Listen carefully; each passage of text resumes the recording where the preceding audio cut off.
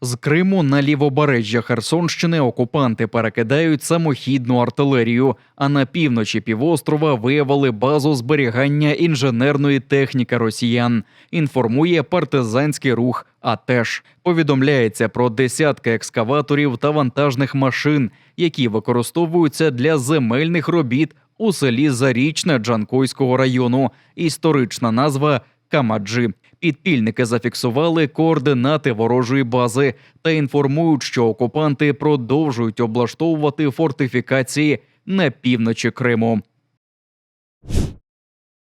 Рушниці, набої та безліч вибухівки. Окупанти звітують про затримання жителя Керчі, який нібито останні роки працював за кордоном і в гаражі якого виявили цілий арсенал зброї. У чоловіка вилучили понад півкіло бездимного пороху, близько кілограма тротилу, гранату F1, пістолет, рушницю та її основні частини, 2 револьвери, пару саморобних карабінів і набої різного калібру. Поки керчанина обирають покарання, тримають під домашнім арештом.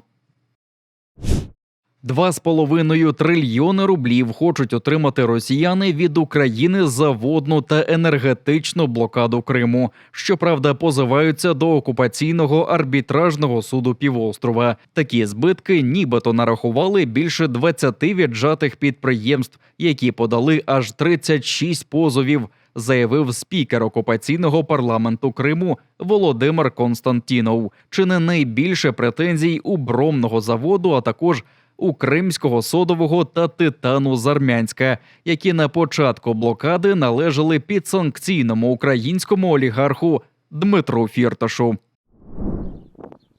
Росіяни ріжуть українські кораблі через майже 10 років після їх захоплення в Ак'ярі та Донузлаві. Першим на метал розбирають корвет ВМС України «Луцьк», а за даними пропагандистського ресурсу «Форпост Севастополь», корабель вже втратив майже усі надбудови. Зі світлин зрозуміло, що «Луцьк» усе ще на плаву, але має отвори у передній частині корпусу.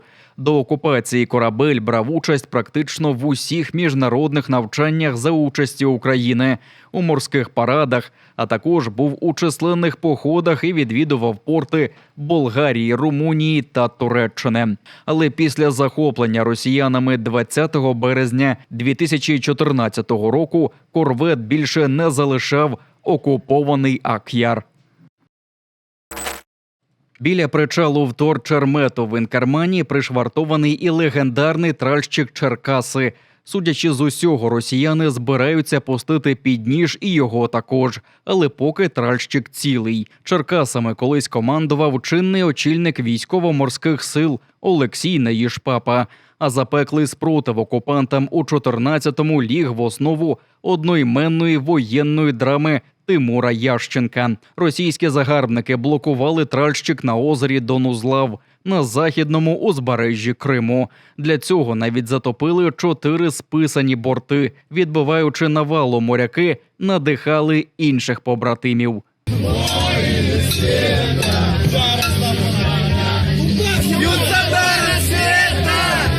Морські тральщики-близнюки Чернігів і Черкаси, загарбані росіянами, перетворюються на брухт. Але українські ВМС отримали сучасну заміну в Британії. Ще влітку на парі тральщиків-шукачів мін типу «Сандаун», отриманих від Сполученого Королівства, здійняли синьо-жовті прапори. Поки що вони тренуються в Атлантиці, але неодмінно оновлені Чернігів і Черкаси зайдуть до вільного Криму, упевнені члени команд. Ми виросли над собою, ми набули певних спроможностей, настав час повертати нашу землю. За даними представництва президента України в Криму, на суднообробну базу в Інкермані або ж на цвинтар кораблів уже відправили корвети Придніпров'я та Херсон, морські тральники Чернігів та Черкаси, а також корвети Луцьк та Хмельницький. Загалом у Криму залишилися 19 кораблів, катерів та інших суден ВМС України, захоплених Росією після окупації півострова. Після обшуків і погроз незалежну мусульманську громаду Алушта оштрафували на 100 тисяч російських рублів. Буцімто у мечеті Юкари-Джамі виявили книжки ісламських богословів, які росіяни вважають екстремістськими. Хоча насправді 5 видань «Іслам, віра, поклоніння», «Цінність зікра», «Пророк Мухаммад II» та «Історія халіфату» у цей час були вдома у голови громади Абдула Гафарова, який мав їх утилізувати за попереднім присудом. Утилизировать я не успел.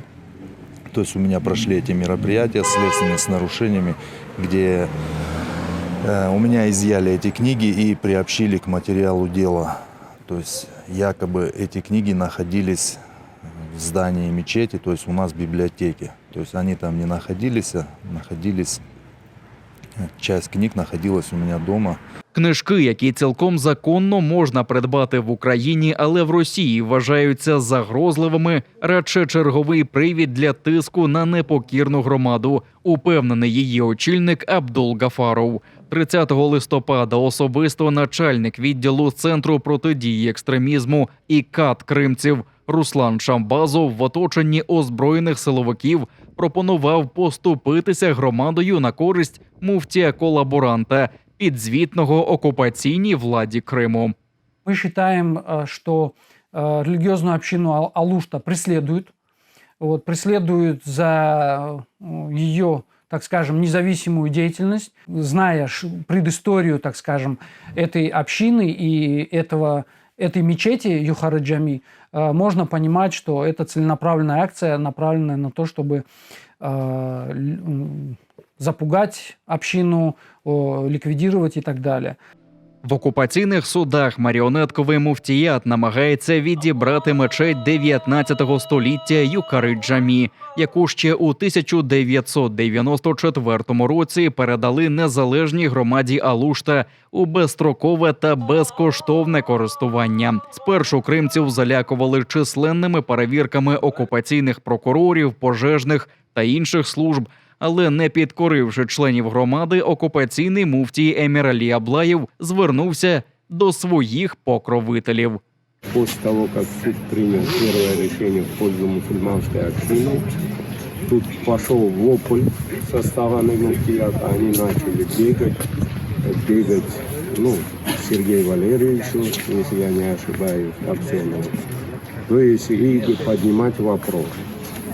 Сергеем Валерьевичем было поднято, издано распоряжение под номером 1011. Саме за відмашкою окупаційного муфтія Криму Еміралі Аблаєва громаду тероризують перевірками, а майже 200-літня будівля Юкари-Джамі опинилася на межі існування через примусове відключення від електромереж і опалення, каже імам Юсуф Аширов. Його вже тримали в буцегарні та штрафували за нібито незаконну місіонерську діяльність. А після облави в його оселі наприкінці листопада пропонували виступити в мечеті на підтримку маріонеткового муфтіяту. Багаторічного імама, обраного незалежною громадою для проведення молитов і обрядів, окупанти хотіли замінити кишеньковим, але попри озброєну охорону до людей він вийти не наважився. Каким образом этот муфтий, то есть человек, выкидывающий из мечети 80-летних людей, отключивший электроэнергию в мечети, орущий на трибунах, мы выселим отсюда Константинова, Аксенова и всех россиян в товарных вагонах, то есть на сегодняшний день. Это он высказывался публично, Каким образом он стал муфтием? Это лицемерие полное, со стороны этого человека. Упродовж місяця окупаційні силовики затримували 3 членів незалежної мусульманської громади Алушта і пропонували співпрацю її очільнику Абдулу Гафарову.